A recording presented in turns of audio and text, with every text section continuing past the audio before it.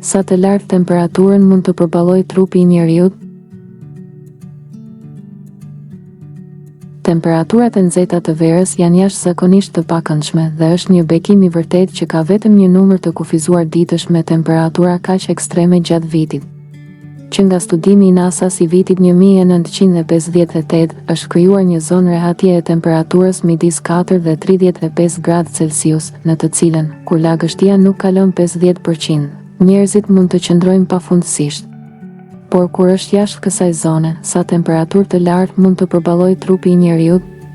Me gjithë kërkimet e shumta ushtarake, nuk ka një përgjigje të përgjithshme dhe të saktë për këtë pyetje.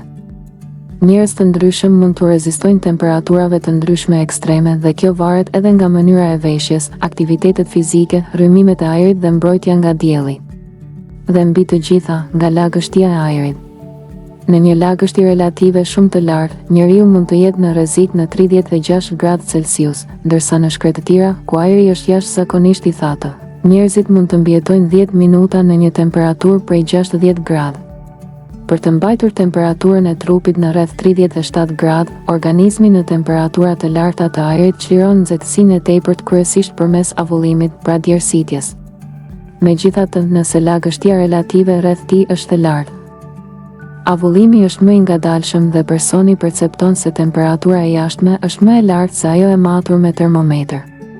Është vërtetuar mirë se në një temperaturë më të lartë se 54 gradë Celsius, trupi i njeriut pashmangshmërisht pasohet nga goditja e nxehtësisë. Kjo është arsyeja pse në parashikim përdoret jashtëquajturi indeksi i nxehtësisë, i aplikuar që nga viti 1978 nga organizatat meteorologjike amerikane, si dhe nga shumica e organizatave evropiane. Në Kanada, e ashtuquajtura shkalla Humidex është në përdorim që nga viti 1965, ndërsa sot telefonat tuaj mbështeten në shkallën Real-Field-Atsuether. Është vërtetuar mirë se në një temperaturë më të lartë se 54 gradë Celsius, trupi i njeriut pashmangshmërisht pasohet nga goditja e nxehtësisë. Kjo formë e hipertermisë mund të ndodhë edhe në temperatura shumë më të ulta dhe mund të ndikohet nga droga, alkooli, mosha dhe rrethana të tjera.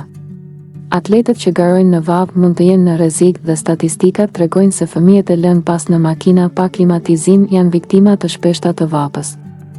Goditja nga nxehtësia është një formë ekstreme e stresit termik dhe çon në rritje të temperaturës së trupit në vetëm pak minuta, marramendje, gjakderdhje, kolaps të sistemit kardiovaskular, konvulsione, koma, dështim të muskujve dhe organeve dhe në rastin më të rëndë vdekje.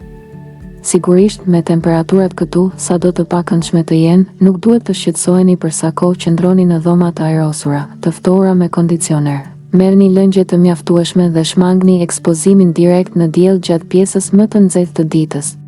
Në qoftë se ju ka pëlqyer kjo video, ju lutemi klikoni butonin subscribe për më tepër.